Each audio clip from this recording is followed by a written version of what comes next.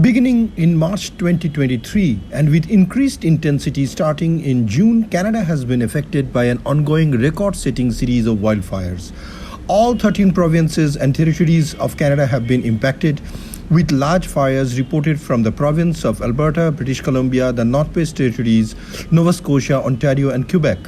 The 2023 wildlife fire season has been the most devastating in terms of record of burnt areas in Canada's recorded history, surpassing the 1989, 1995 and the 2014 worst fire season, as well as record in North American history, surpassing the 2020 Western US wildfire season.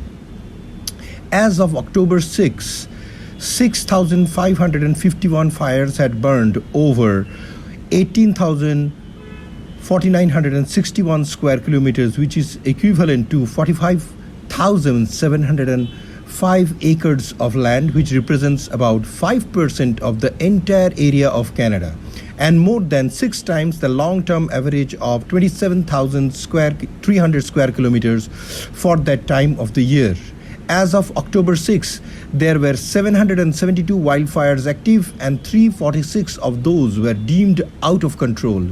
International aid has helped reduce the impact of the fires. Smoke emitted from the wildfires has caused air quality alerts and evacuations across Canada and the United States. In late June, the smoke crossed the Atlantic and even reached Europe. Wildfires are changing in Canada. In general, since the 1970s and 1980s, the total annual number of wildfires has decreased, but the area burned in Canada has significantly increased. Since 1959, the number of large fires greater than 200 hectares has increased, and the average fire season has become longer by about 2 weeks. In Canada, wildfire season usually starts in May. Due to climate change, weather has been warmer and drier, raising wildfire risk as the vegetation is more flammable under these conditions. Wind from a passing cold front during the week of May 18 exacerbated the fire risk.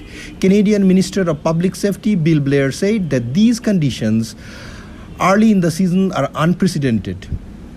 Following the Quebec wildfires, an analysis by World Weather Attribution showed that in Quebec, because of climate change, fire weather has twice as likely to occur and 20% more intense. Forest management is also a factor in the wildfires. Because Canada's forest management has focused on fire suppression, dry vegetation has accumulated on the forest floor. Canada has generally stopped performing controlled burns, which help reduce the risk of larger and more dangerous fire. It is difficult to get permission for controlled burns, especially for indigenous groups who have historically performed them and are disproportionately affected by wildfires. Canada lacks national firefighting service, and local resources are stretched thin due to budget cuts. Roughly half of all wildfires in Canada are caused by lightning. Due to climate change, lightning-caused fires are happening more frequently, and lightning strikes are expected to double by the end of the century. In terms of wildfire acreage, lightning-caused fires account for about 85% of land burnt in Canada.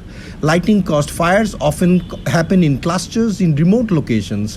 The other half of wildfires in Canada are human-induced, often unintentionally sparked by things such as discarded cigarette butts, abandoned smoldering campfires, sparks from braking trains, off-road vehicles, and land-clearing activities. While false claims of arson have gained traction on social media, arson is generally a minor cause of wildfires in Canada. Pollution due to global increase in wildfires has created widespread long-term impacts on human health. Due to wildfire emission, Canada broke its record for annual carbon emissions in late June. As of late August, the wildfires has released 327 to 355 megatons of carbon into the atmosphere. According to Merit Turetsky, a carbon cycle scientist, this is a vicious cycle as warming associated with drier vegetation. Drier vegetation ignites more rapidly, greenhouse gases are released, and greenhouse gases wind up in the atmosphere, causing more warming. In total, 6 people have died so far due to the wildfires, including 4 firefighters and 1 child. British Columbia saw Canada's first death from the wildfires when Devlin Helena Gale, a 19-year-old firefighter for the BC Wildlife Service, was struck by a falling tree when she was helping fight the fires.